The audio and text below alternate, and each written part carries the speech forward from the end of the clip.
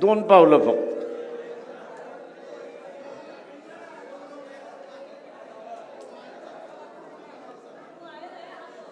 ही समोरची मंडळी आहेत, खाली बसलात तर पाठीमागचे त्रास देणार नाहीत. खाली बसा, बसा खाली. मांडी घालता येते ना, खाली बसा.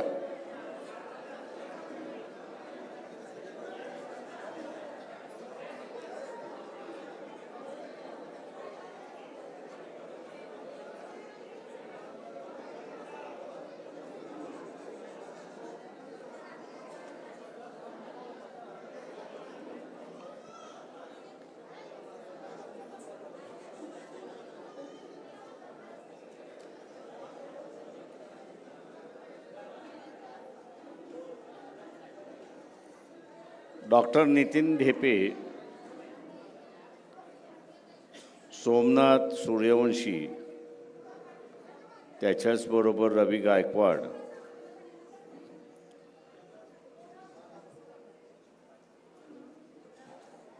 शहराचे असणारे अध्यक्ष कांबळे, त्याच्याचबरोबर जिल्ह्याचे असणारे अध्यक्ष मडिकांबे, सर्वांचीच नावं घेत नाही.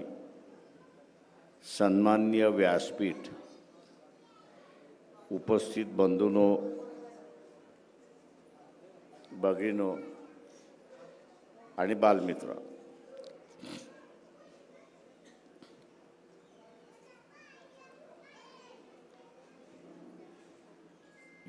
सगळा खाली चला. आवाज गेलाय.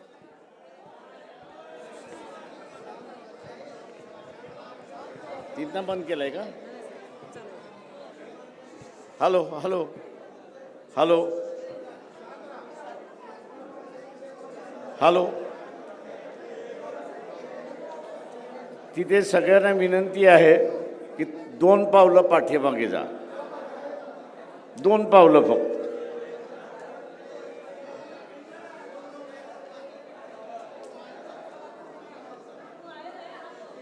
ही समोरची मंडळी आहेत, खाली बसलात तर पाठीमागचे त्रास देणार नाहीत. खाली बसा, बसा खाली. मांडी घालता येते ना, खाली बसा.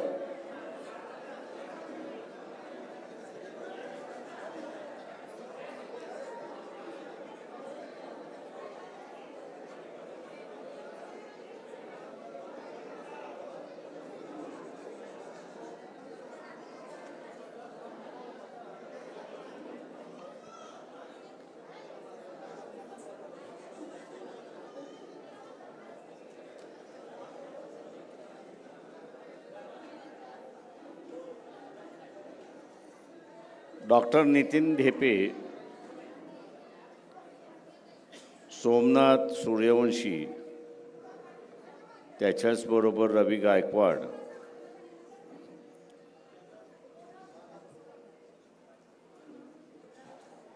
शहराचे असणारे अध्यक्ष कांबळे, त्याच्याचबरोबर जिल्ह्याचे असणारे अध्यक्ष मडिकांबे,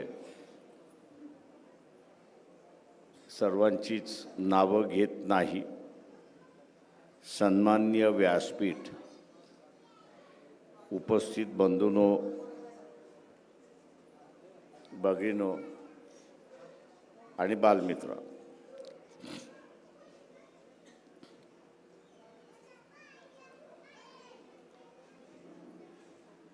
या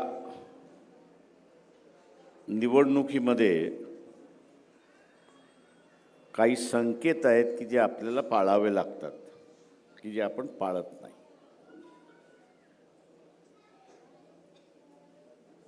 ते संकेत काही आहेत.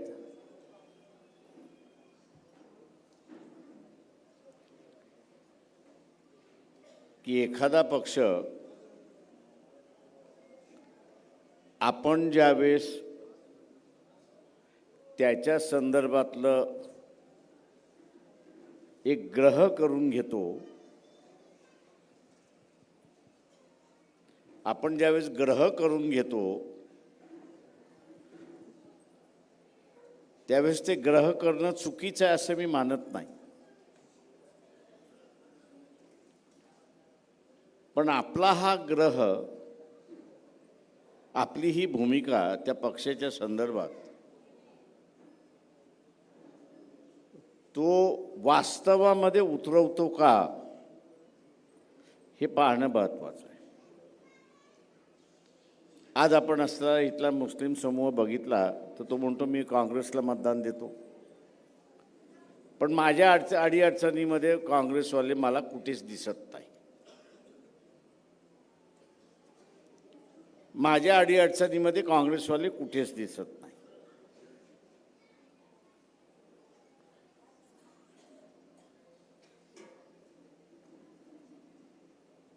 आणि मग तो काँग्रेसला शिव्या द्यायला सुरुवात करतो.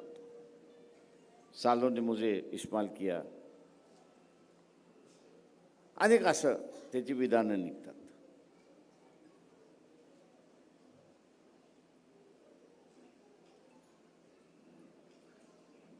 ज्या क्षणाला आपल्याला लक्षात येतं की ज्या पक्षाच्या संदर्भातलं मी अमुक असताना ग्रह केला आणि तो माझ्या बाजूने उभा राहत नाही, त्यावेळेस आपला असताना निर्णय झाला पाहिजे की मी त्याच्याबरोबर नाही, मी त्याच्याबरोबर नाही. इथे नुसतं धर्माचं राजकारण नाही,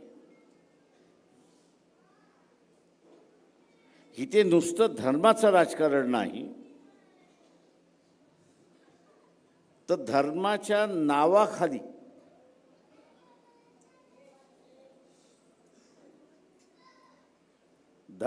नावाखाली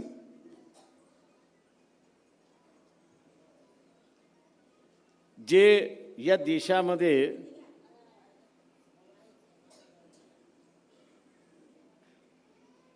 पुरोगामी विचाराचे किंवा बदलाव ह्या विचाराचे बदल झाला पाहिजे,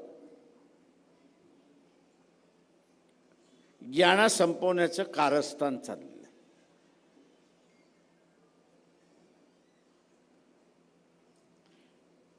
यामध्ये कारस्थान चाललेलं आहे. हे कारस्थान जर आपल्याला ओळखता आलं नाही तर आपण त्याला बळी पडतो. आपण त्याला असताना बळी पडतो अशी असणारी परिस्थिती आहे.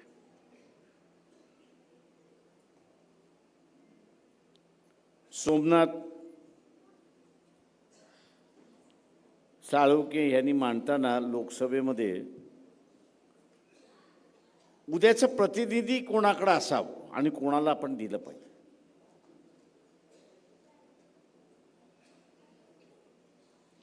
याचा जर आपण असताना विचार केला,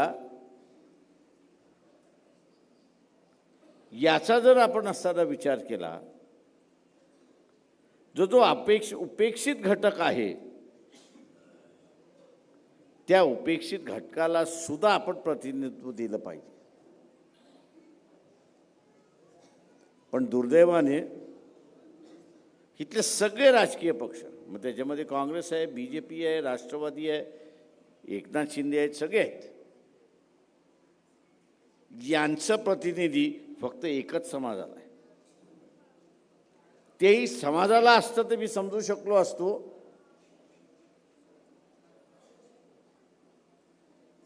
की न्याय आहे, पण ते तिथल्या मराठा समाजाला नाही, तर मराठा समाजामधलं जुन्या पद्धतीमध्ये ज्यांचा निजामाशी संबंध होता, सरदारकीशी संबंधित होता, जागीरदाराशी संबंधित होता, सुभेदाराशी संबंधित होता, अशाच कुटुंबापुरतं मर्यादित करण्यात आलं. आणि आजही तेच चाललेलं आहे.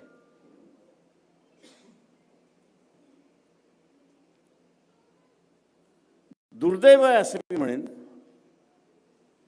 की फुले शाहू आंबेडकरी चळवळीतला कार्यकर्ता हा समाज व्यवस्थेचा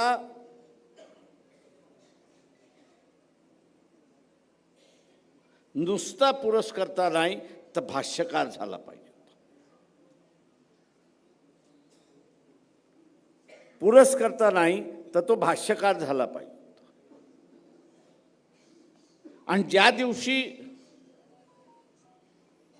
फुले शाहू आंबेडकरी विचाराचा कार्यकर्ता हा भाष्यकार होईल, त्या दिवशी इथली परिस्थिती आपल्याला बदललेली दिसेल. त्या दिवशी इथली परिस्थिती बदललेली दिसेल. आज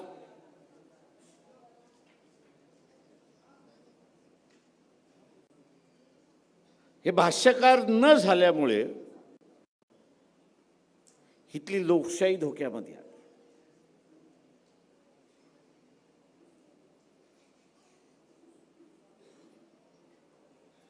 इथली लोकशाही धोक्यामध्ये आली आहे. आणि लोकशाही धोक्यामध्ये का आली आहे तर इथले राजकीय पक्ष भारतीय जनता पक्ष आणि RSS संपवायला निघालेले आहेत.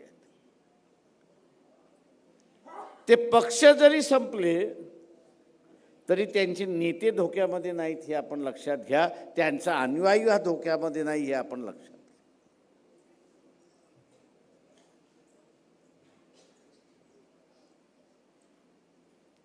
त्याचा अनुयायी धोक्यात नाही आहे आणि त्याचा नेताही धोक्यात नाही आहे. याचं कारण त्याला एकच करावं लागतं आणि ते म्हणजे RSS भारतीय जनता पक्षामध्ये प्रवेश करून स्वतःचं शुद्धीकरण करून घ्यावं लागतं. स्वतःचं शुद्धीकरण करून घ्यावं लागतं आणि त्यांचा पुरस्कर्ता व्हावा लागतो. म्हणजे हळूहळू राजकीय पक्ष संपले तर एकच पक्षाची सत्ता राहते आणि एकच पक्षाची सत्ता राहिली तर ती हुकुमशहाची सरकार आहे हे लक्षात घ्या.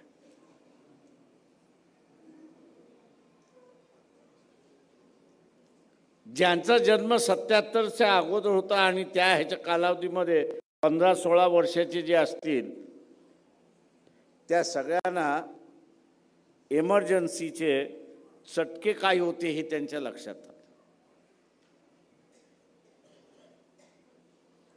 इमर्जन्सीने आवाज कसा घोटला होता,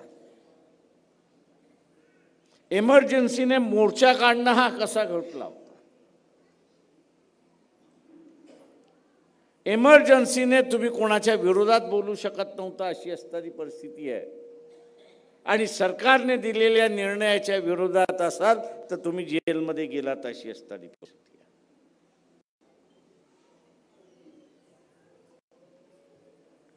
हे ज्यांनी पाहिलंय,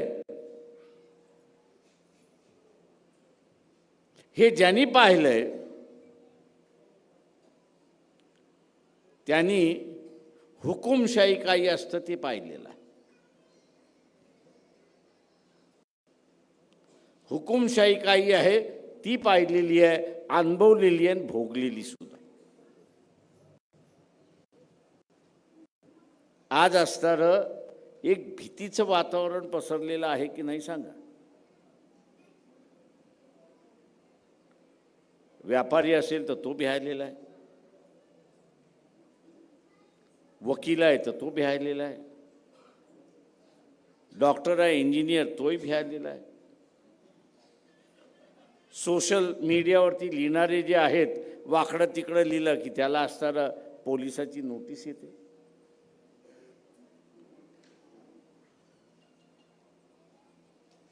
एक काळ असा होता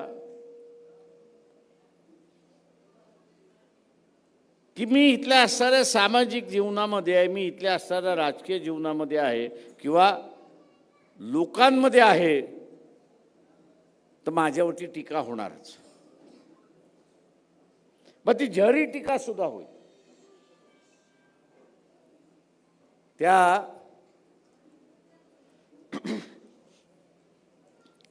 जहरी टीकेमुळे त्याला जेलमध्ये जावं लागत नव्हतं. त्या टीकेमुळे त्याला असताना पोलीस स्टेशनमध्ये जावं लागत नव्हतं. त्याला कोर्टामध्ये जावं लागत नव्हतं.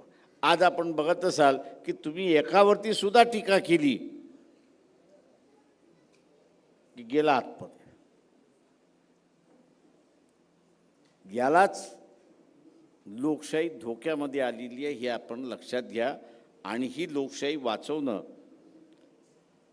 ही फुले शाहू आंबेडकरी विचाराचं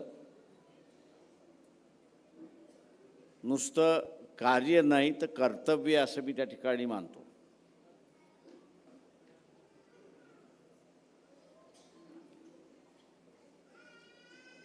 ब्रिटिशांचा काळ होता म्हणून असताना महात्मा फुले बदल करू शकले.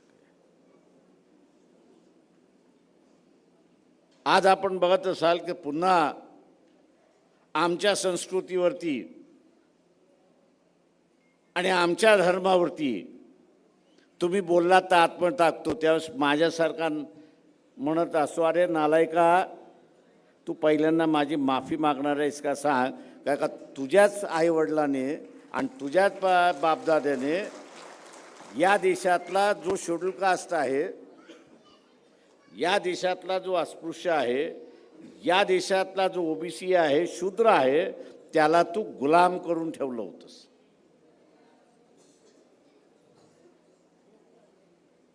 आणि गुलाम करणारे कोणतं RSS BJP यांची वंशावळ आहे.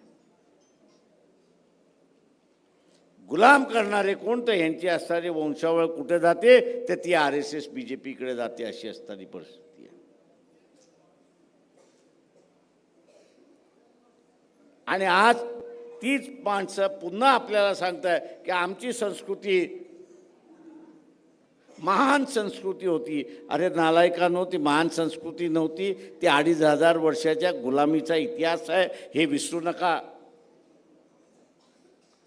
हा बदल जो आहे, या गुलामीचा असणारा बदल जो आहे, या गुलामीचा असणारा बदल महात्मा फुले, शाहू महाराज, डॉक्टर बाबासाहेब आंबेडकर, पेरियार या सगळ्या मंडळींनी असणारा देशामध्ये घडवला आणि एक नवा इतिहास सुरुवात झाला. त्या नव्या इतिहासाचे आपण सगळे जनक आहात हे लक्षात घ्या. आणि ते जनक टिकवणं ही आपली सगळ्यांची जबाबदारी, ही आपली सगळ्यांची असणारी जबाबदारी आहे.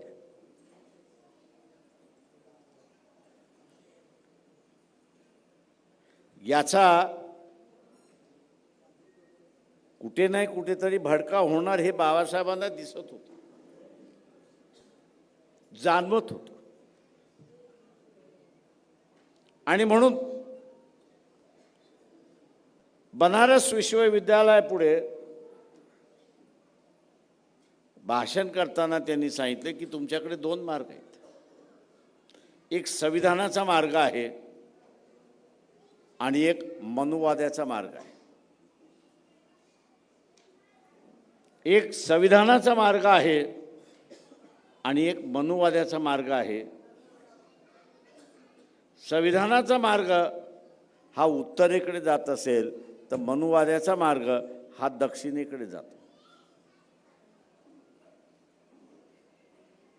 हा दक्षिणेकडे जातो. कधी नाही कधीतरी असा प्रसंग येईल की तुमचे पाय थाकण्याची ताकद आणि त्याची असणारी क्षमता ही संपलेली असेल.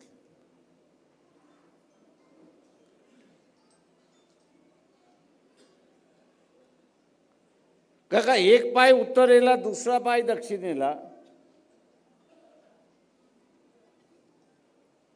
तो उत्तरेचा पाय तुम्ही पाय किती ओढू शकता आणि दक्षिणेतला पाय किती ओढू शकता, त्याची क्षमता संपली तर शरीराचे ताण आणि 2 हिस्से. बाबासाहेबांना जे सूचित करायचं होतं की कुठे नाही कुठेतरी हा संघर्ष येणार आहे. आणि म्हणून त्यांनी लोकांना त्यावेळेस सांगितलं की एक तर संविधानाचा मार्ग निवडा, नाही तर मनुवाद्याचा मार्ग निवडा. आता तुम्हाला मनुवाद्याचा मार्ग स्वीकारायचा आहे का?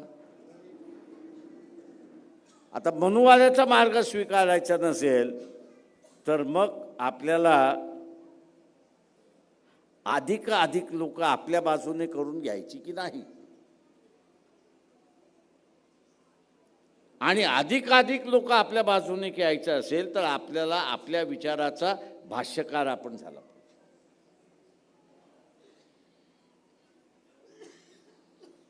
आता ही महानगरपालिकेची निवडणूक आहे, मान्य आहे मला. किती दिवसानंतर पाणी येते?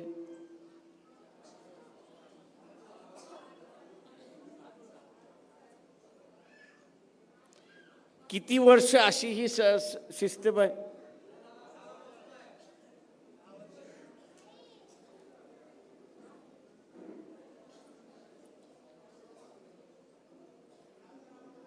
आता भाष्यकार व्हायचं असेल, तुम्हाला सांगता आलं पाहिजे, तुम्हाला सत्ता दे, मी तुला पाणी देतो. ज्यांनी 10 वर्ष नागवलं त्याला असताना पुन्हा मतदान देणार असेल तर अजून 10 वर्ष तुला नागवत बसेल. हा वस्ती पातळीपर्यंत आपण प्रचार जोपर्यंत घेऊन जात नाही, वस्ती पातळीपर्यंत आपण जो प्रचार घेऊन जात नाही तोपर्यंत तो जो ग्रासलेला माणूस आहे, सामान्य माणूसाला ग्रासलेला आहे, त्याला असताना विचार करायला संधी नाही. सकाळी 8 वाजता निघतो, संध्याकाळी 6 साडेसहा वाजता येतो, थकलेला आहे, मारतो एक बाटली आणि जाऊन झोपतो.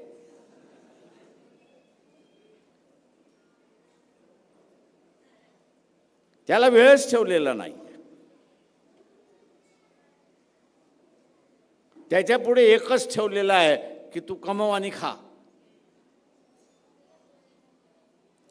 आपण जोपर्यंत या गोष्टीची जाणीव जोपर्यंत करून देत नाही तोपर्यंत तो आपल्या बाजूने येणार नाही, हे लक्षात घ्या.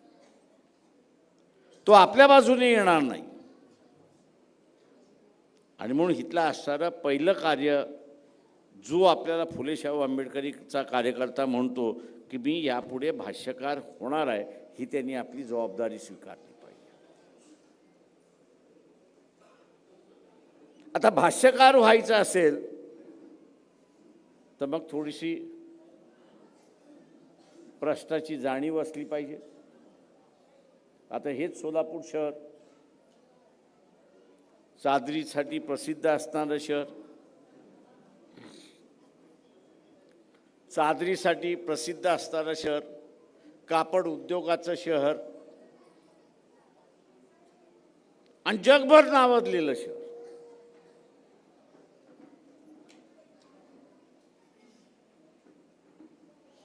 आज असणारं आज जे आहे तो उद्योग आपण असणारा पाहिला तर हळूहळू लयास चालल्या अशी असणारी परिस्थिती आहे. आणि त्याचं कारण आहे की महानगरपालिकेच्या पर्यंत ज्या सोयी सवलती झाल्या पाहिजेत त्या सोयी आणि सवलती न झाल्यामुळे इतर शहरं हा व्यवसाय इथला असणारा खेचून घेण्यामध्ये यशस्वी व्हायला लागले, तशी परिस्थिती आहे. आणि त्याचं कारण काय तर महानगरपालिका फक्त टेंडरपुरती मर्यादित आहे. त्या नगरसेवकाचं काम काय की टेंडर काढणं, आपला हिस्सा घेणं आणि मोकळं होणं अशी असणारी परिस्थिती आहे.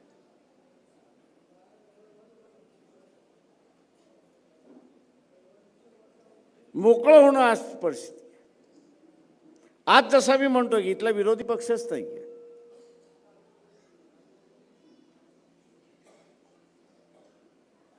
आज इथला विरोधी पक्षच नाही आहे.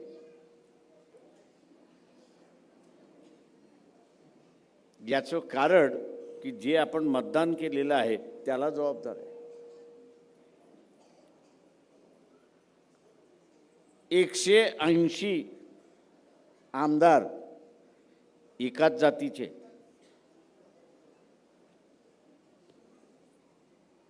महाराष्ट्राच्या विधानसभेमध्ये 180 आमदार एकाच जातीचे. कुठं राहिला विरोधी पक्ष? कुठं राहिला विरोधी पक्ष? विरोधी पक्षाचं काम करायचं तर आपल्या जातीच्या विरोधात बोलायचं. काय का मंत्री आपल्या जातीचा आहे, मुख्यमंत्री फक्त आपल्या जातीचा नाही. आणि म्हणून आपण बघत असाल की या मुख्यमंत्र्याला काढून टाका याच्यासाठी असताना अनेक खटाटोप चाललेले असतात.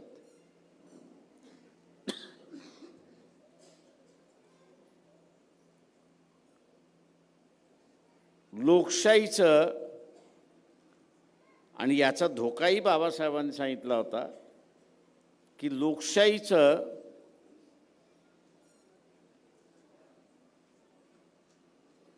जातीय लोकशाही करण्यामध्ये काही जण प्रयत्नात राहतील आणि ते जर यशस्वी झालं तर इतर समूहाला कुठंच जागा राहणार नाही अशी असणारी परिस्थिती आहे.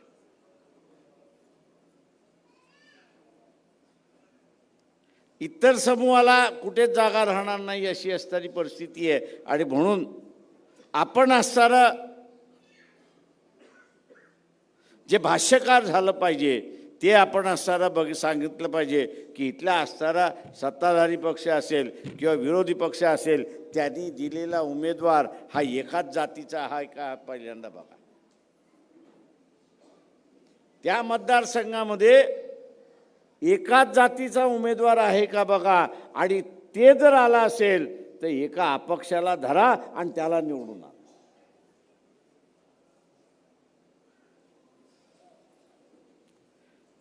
एका अपक्षाला, मग तो त्या जातीचा का होईना,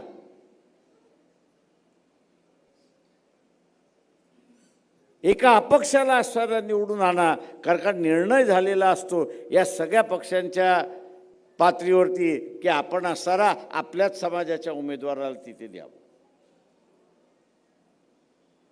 आणि त्यातून सत्ता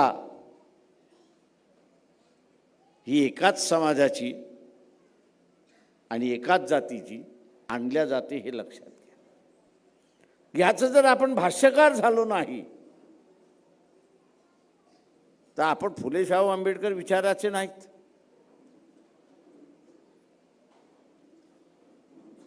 हे भाष्यकार जर झालो नाही तर आपण फुले शाहू आंबेडकरी विचाराचे नाही. आणि म्हणून आपल्याला असणारं या गोष्टीचं लक्षात घ्यावं.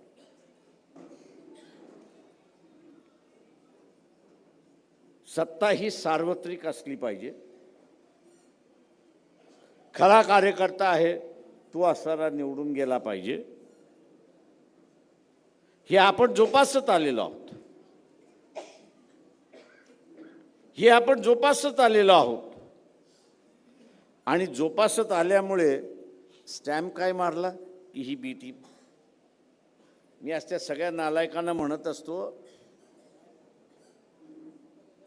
बी टीम ठेवणाऱ्या नालायकांना म्हणत असतो की या माझ्याबरोबर.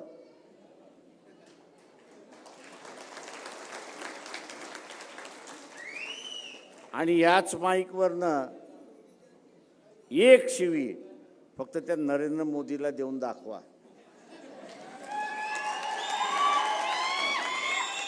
तुमच्यात दम असेल तर एक शिवी देऊन दाखवा. त्यांना माहित आहे शिवी काय ब्र जरी काढला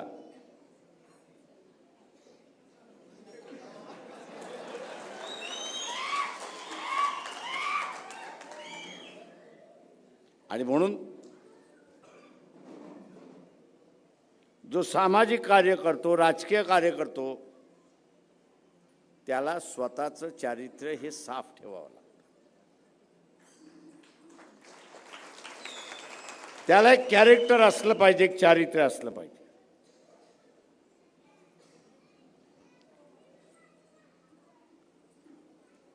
चारित्र्य असलं पाहिजे त्याचं.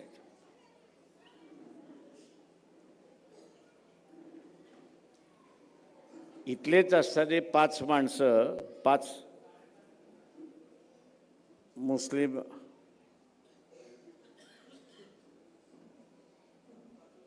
युवक मध्य प्रदेशचं सरकार उठवून घेऊन गेलं आणि 1.5 महिन्यानंतर त्यांच्या असणाऱ्या डेड बॉडीज मिळाल्या. कशावरनं? तर ते मध्य प्रदेश जेल तोडून बाळगत होते म्हणून. गृहमंत्री कोण होते त्यावेळेस? सोलापूरचेच होते, सुशीलकुमार शिंदे होते.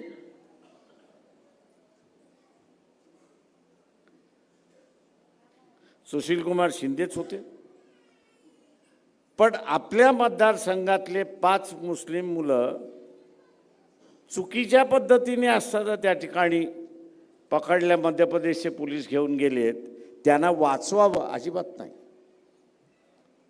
मुसलमानांची जी हालत आहे आज,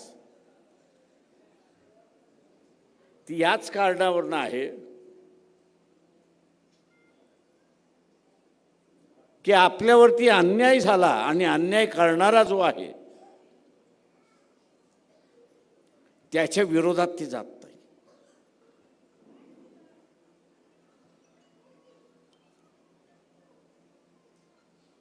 त्यांनी त्याच वेळेस सुशीलकुमार शिंदेंच्या विरोधात गेले असते तर मुसलमानांची देशामधली एक टेक राहिली असती आणि हा मुस्लिम समाज आज जो अत्याचार सहन करतोय तो कदाचित त्याला सहन करता आला नसता. इथला आदिवासी सुद्धा लढतोय, इथला ओबीसी सुद्धा लढतोय, इथला दलित सुद्धा लढतोय. मुसलमानांनी यांच्याकडून शिकून घेतलं पाहिजे की स्वतःचं संरक्षण करायचं असेल तर स्वतःच रस्त्यावरती उचललं पाहिजे. तो मौलवी हा तुम्हाला हा सल्ला देणार नाही, हे लक्षात घ्या. याचं कारण मुसलमानांना सांगतो की तो नेकीचं जगण्याचं शिक्षण देतो. मोर्चा काढणं ही नेकीमध्ये बसत नाही आणि मौलवी त्याच्यामुळे बोलत नाही.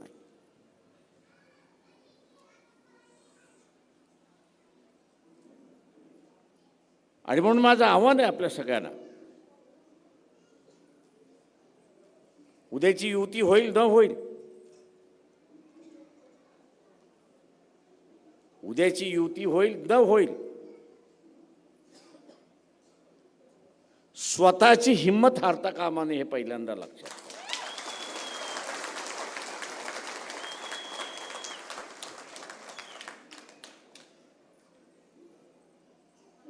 नाहीतर लय जणांचे सूर निघतात. अरे युती झाली नाही, आता काय करायचं? माझ्यासमोर असं कोणी काढतो तर उचलतो आणि एक ताण दिशी देऊन देतो.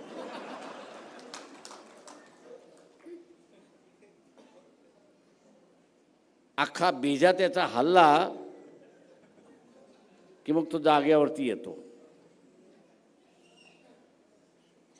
आणि मग त्याला विचारायचं, त्याच्या कुबड्या घेऊन तू की चालला होतास का रे, की तुझ्या पायावरती चालला होतास? नाही म्हणतो मी माझ्या पायावरती चाललो होतो. मग अजून एक वाजवून द्यायची की आता तुला तुझ्या पायावरती चालायचं.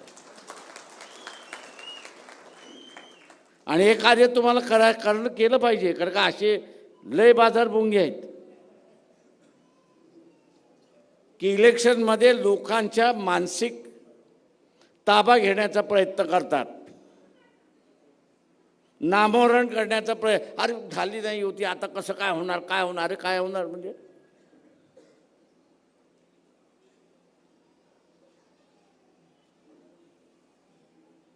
युती झाली नाही तरी मी जिंकू शकतो, ही मानसिकता आपण निर्माण केली पाहिजे, हे लक्षात घ्या.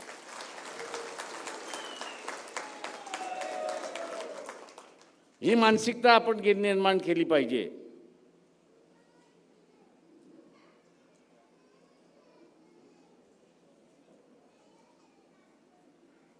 की मी माझ्या पक्षाच्या उमेदवाराला जिंकून आणेच. ही मानसिकता आपण केली की आपल्याला जिंकण्याचा रस्ता मोकळा होतो. हा कसा निवडून येणार ही जर आपण मानसिकता केली तर अडचणी आहे, अडचणी आहे, अडचणी आहे, अडचणी आहे, याचाच पाडा आपण वाचत बसतो. म्हणजे आपण आपल्या उमेदवाराला काय करतो? कुजवतो. लोकांसमोर आपण असणाऱ्या आपल्याच उमेदवाराला कुजवतो. आता तुम्हीच जर तुमच्या उमेदवाराला कुजवलं तर बाहेरचा माणूस मतदान का देईल? बाहेरचा माणूस मतदान का देईल? तेव्हा आपली भूमिका असली पाहिजे की माझा उमेदवारच जिंकणार.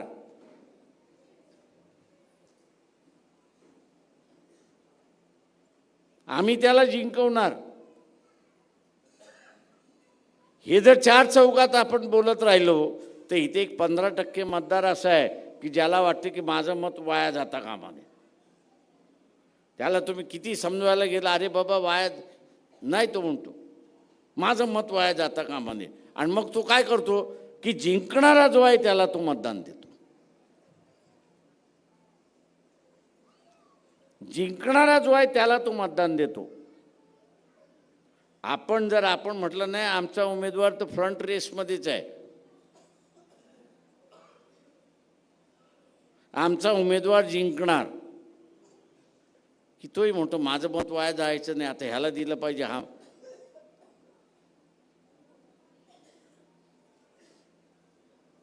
तेव्हा हा जो सगळा भाग आहे तो महत्त्वाचा आहे असं मी मानतो. आता एक नवीन प्रकार सुरुवात झाले. हे प्रभाग आलेत. मला 2-4 कार्यकर्त्यांचे फोन आले, सर आपण असणारे ह्या सगळ्या प्रभागामध्ये बौद्ध उभे करू. अरे म्हटलं सगळ्या प्रभागात नाही उभे करता येणार. एक तर राखीव असेल तिथे किंवा जनरल असेल तिथे, ओबीसीला असेल तिथे. नाही आपण खोटं सर्टिफिकेट आणून टाकून देऊ. म्हटलं तुझा उद्देश काय? काय नाही, 4 उमेदवार आहे, 4 उमेदवार आपण द्यायचे. अरे म्हटलं तू जिंकणार कसा? का नाही जिंकणार आपण?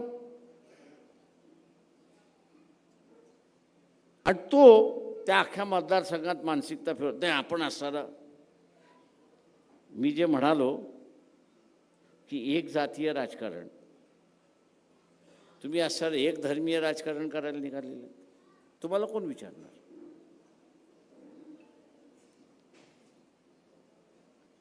राजकारण आणि राजकीय पक्ष हे माणसाला केंद्रबिंदू म्हणून चालले पाहिजे. जात आणि धर्म हे जर केंद्र करून चाललात तर बाबासाहेबच म्हणाले होते की या देशाचं वाटोळं झाल्याशिवाय राहणार नाही. आणि आज ते त्याच स्थितीमध्ये आपण आलेलो आहोत. नाही असं नाही. राजकीय पक्ष अर्ध्या तालुक्यामध्ये आहेत, पुढच्या जिल्ह्यामध्ये नाहीत. काय का जातीय राजकारण त्यांनी केलं. जिथे जातीचा कार्यकर्ता मिळाला तिथं तो टिकला, जिथं जातीचा कार्यकर्ता मिळाला नाही तिथं त्याचा पक्षाचं अस्तित्वच नाही.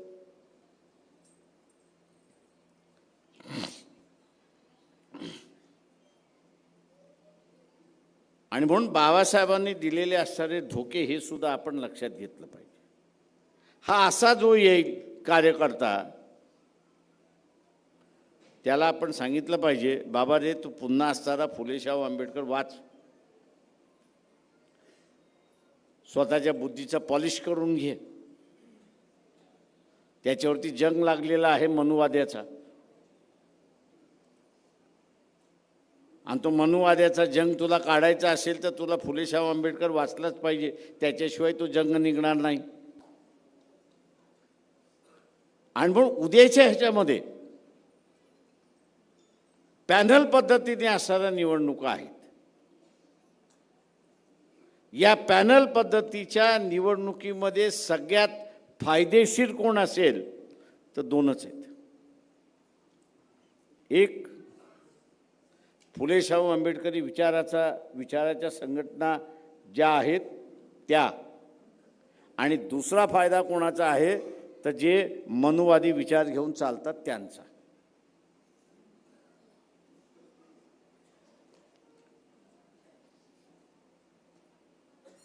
कसं मला सांगा बरं जरा. या दोघांचाच फायदा आहे, तिसऱ्याचा फायदा नाही. कसं मला सांगा.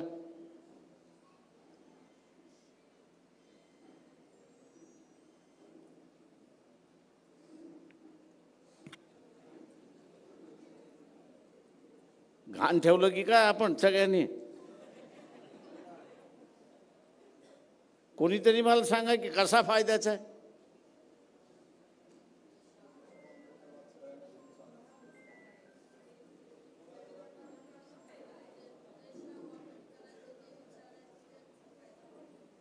कसा.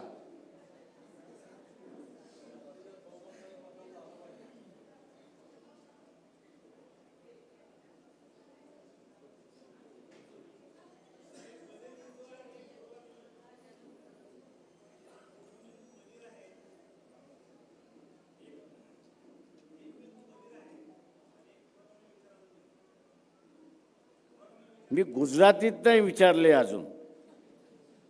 फायदा कसा आहे तो विचारलाय मी.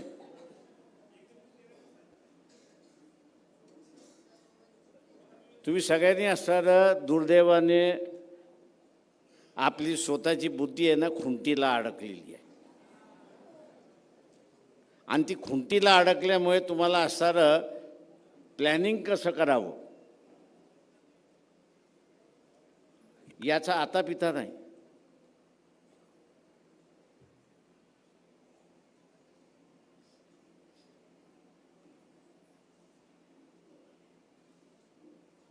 सोलापूरमध्ये एक मतदारसंघ 30-35 हजाराचा आहे, बरोबर.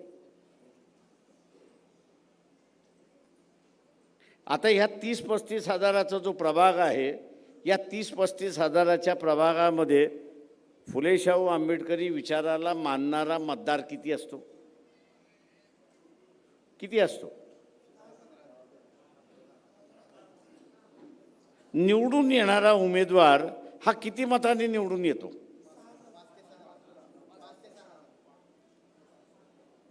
आता प्रत्येक फुले शाहू आंबेडकरी विचाराचा 15,000चा मतदान आहे, त्यांनी त्या चारही उमेदवारांना दिलं तर काय होणार? काय होणार? काय होणार? पण काही जणांच्या डोक्यावरनं मी असं चेहऱ्यावरनं बघतोय की हे जे सांगतोय त्यातनं आपलं मटण गेलं. महात्मा गांधी आपला गेला आणि खायदोसही गेला.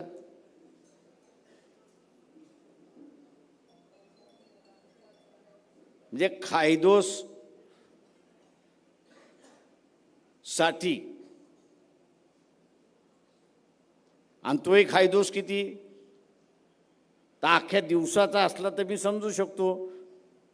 तो खायदोस काय एका दिवसाचा नसतो, तो एका वेळेचा असतो. आणि त्या एका वेळेच्या खायदोसासाठी आपण सगळेजण बाबासाहेबांनी जे म्हटलं की सत्ताधारी व्हा, त्याला आग लावून टाकतो. आता मला सांगा, तुम्ही बाबासाहेबांच्या विचारांना आग लावणारे आहात की नाही? कसं काय नाही?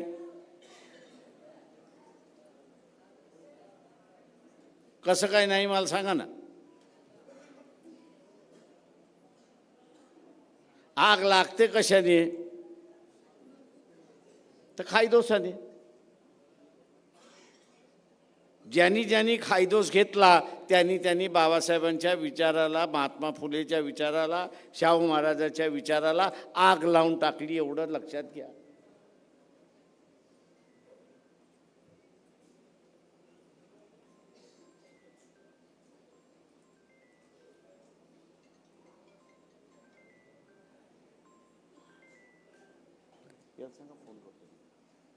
अनिकेत आहे.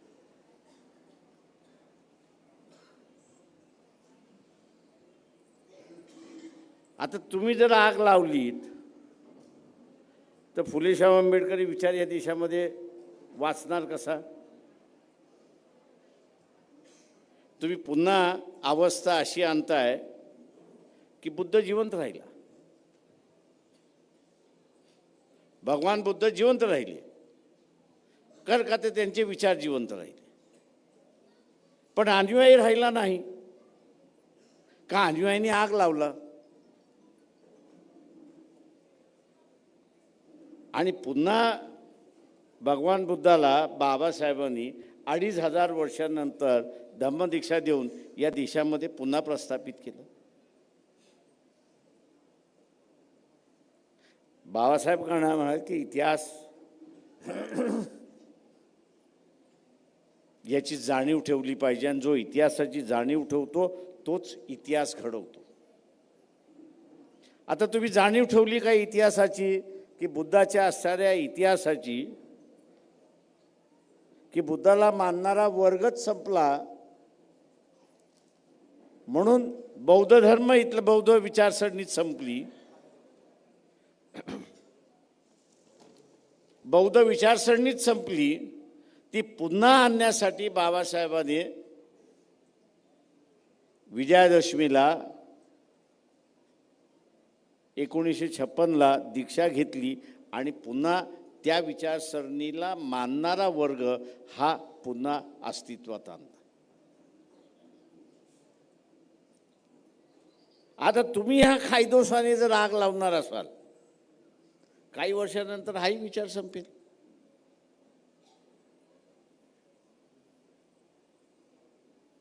तो संपला की पुन्हा अस्तित्वामध्ये आणायला तुम्ही आम्ही बघायला राहू की न राहू? कोण 100 वर्ष जगणं याची गॅरंटी देते का? कोणी 100 वर्ष जगतोय याची गॅरंटी देते का?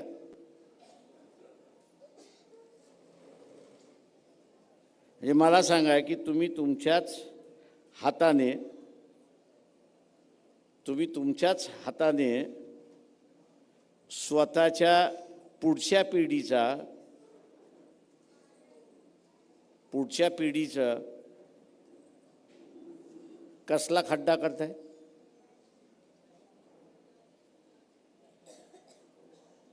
माणूस मेला तर आपण काय करतो?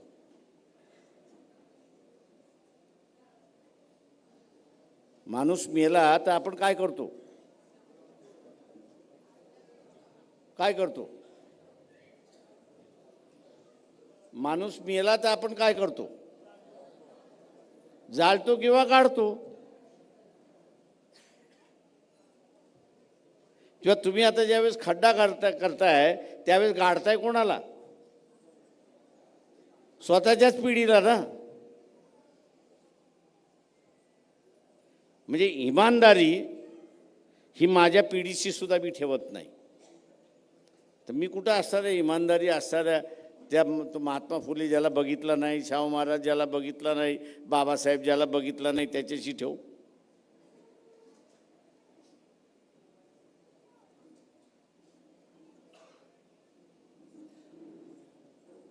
इथे सिस्टम ही जी आहे, व्यवस्था ही जी आहे, ही आपल्याला टिकवत असते. महात्मा फुले, शाहू महाराज, बाबासाहेब आंबेडकर यांनी जी व्यवस्था निर्माण केली त्या व्यवस्थेचे आपण पाईक आहोत. त्या झाडाची असणारी फळं आपण खातोय. पण त्या झाडाला पाणी घालण्याचं, खत देण्याचं कामकाज आपण करत नाही आहोत हे लक्षात घ्या. इथलं पाणी घालणं आणि खत देणं म्हटल्यानंतर आपल्या हातातलं असणारं जे मत आहे की ज्याला बाबासाहेब म्हटले होते अमूल्य मत आहे, व्यवस्था टिकवण्याचं मत जे आहे ते आम्ही फुले शाहू आंबेडकरी विचाराच्या पक्षांना देत नाही अशी असणारी परिस्थिती आहे. आम्ही देतो कोणाला? तर खायदोस देणाऱ्याला देतो. आता तुमच्याकडे पगार येतो का महिन्याचा? महिन्याच्या महिन्याला पगार येतो की नाही येतो? नाही येत.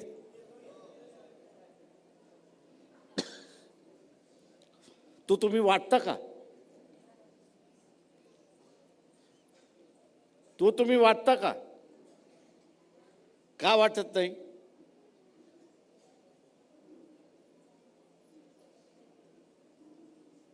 आता जो वाटणारा आहे तो का वाटतोय? वाटणारा जो आहे तो का वाटतोय? तो याच्यासाठीच वाटतोय की जो समूह माझ्याकडे हात पसरत होता आज तो त्याच्याच दोन्ही हाताने खातोय आणि तो पुन्हा प्रयत्न करतोय की ह्याला असणारा फसवून वाटून याचे अधिकार मला असणारा काढून घेता येतात का? याचे अधिकार मला काढून घेता येतात का ह्याच्या प्रयत्नात येतो. आणि ते खायदोस घेतली की तुम्ही त्याच्या प्रयत्नाला प्रोत्साहन देताय, हात मदत करताय.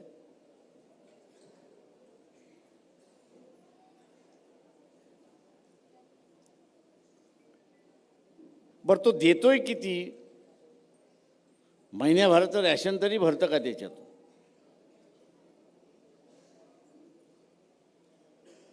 तो जे सिद्ध करायला बसलाय की इथल्या असणाऱ्या माणसाला चारित्र्य नाही.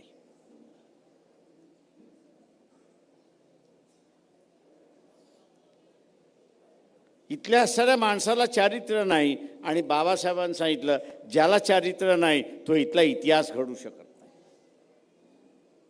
ज्याला बाबासाहेब म्हणाले की ज्यांना चारित्र्य नाही तो इथला इतिहास घडू शकत नाही.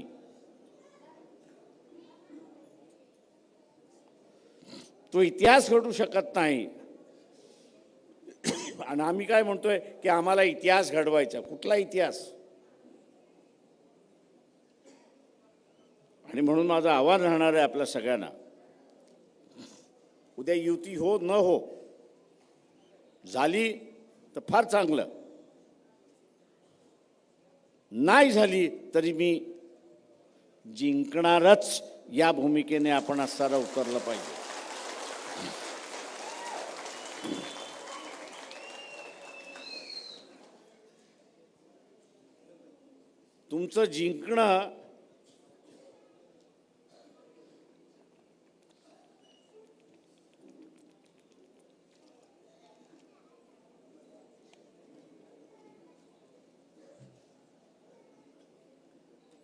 तुमचं जिंकणं मी मगाशी सांगितल्याप्रमाणे त्या युतीवरती अवलंबून नाही. त्या युतीवरती अवलंबून नाहीये.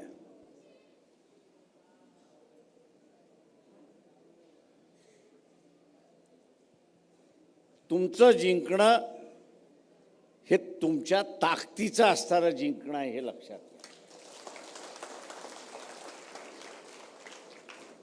आणि ज्यावेळेस आपण युती करतो त्यावेळेस एक लक्षात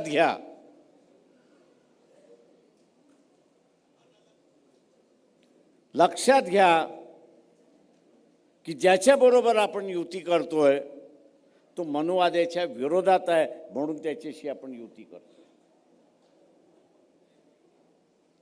हा मनुवादाच्या विरोधात आहे याची सुद्धा ताकद शिल्लक राहिली पाहिजे. म्हणून आपण असताना त्या ठिकाणी युती करतो. ज्या क्षणाला ज्याच्याबरोबर युती करतोय हा समोरच्याचं बावलं होणार असेल तर त्याला फेकून नेण्याची ताकद, चल हट,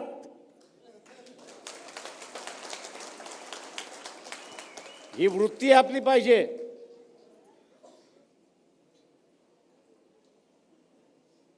मी माझा लढा लढू शकतो,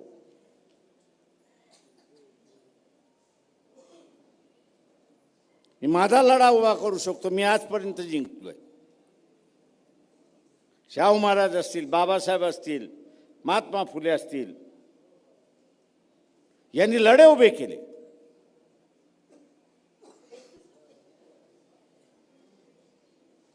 आणि ते यशस्वी झाले.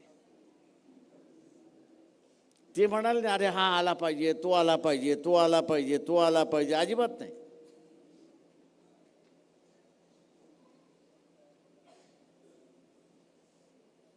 ते चालत निघाले आणि समूह त्यांच्या पाठीबरोबर निघून गेला. आपण सुद्धा त्याच स्फूर्तीतून असणारं महानगरपालिकेच्या निवडणुकीमध्ये उतरलं पाहिजे की आम्ही उतरलोत, आम्ही जिंकणारच. आणि मी तुम्हाला सांगितलं की जिंकायचं असणारं सरळ सरळ आपण तिथे जिंकू शकतो.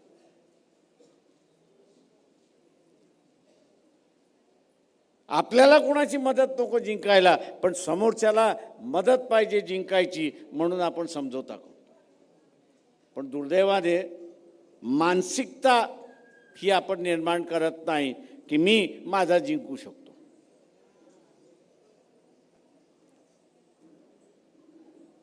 ज्यांनी ज्यांनी मानसिकता केली त्या नगरपालिकेमध्ये आपल्याला दिसतंय की निकाल आला, पैसे वाटले गेले, एकेका मताला 10-10, 15-15 हजार मतं त्या ठिकाणी देण्याचं आमिष दाखवलं. लोकांनी ठुकरवलं आणि स्वतःचं अस्तित्व निर्माण केलं. हे लक्षात घ्या. सोलापूरकरांना हे त्यांनी चॅलेंज दिलेलं आहे. एक लक्षात घ्या. सोलापूर काय म्हणतात की आम्ही गड आहोत, आम्ही इथले गड आहोत. आता ह्या गडाला त्यांनी चॅलेंज केलंय, तुम्ही गड आहात तर आमच्या पुढं जा.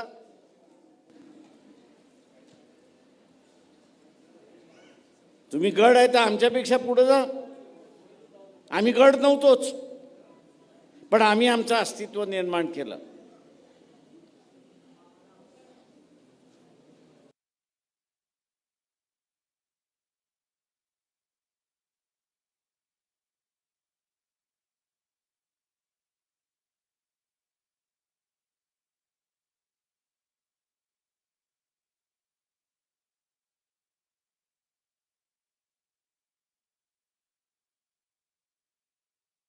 वंचित बहुजन आघाडीचं जे पॅनल आहे त्या पॅनलला 4 उमेदवारांना त्यांची जी निशाणी असेल त्यालाच माझं मतदान जाणार.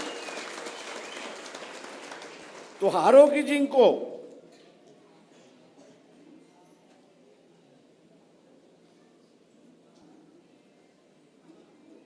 ते डोक्यामध्ये अजिबात आणायचं नाही की हारेल की जिंकेल. माझं मत आहे, मी माझं मत या 4 उमेदवाराला देणार.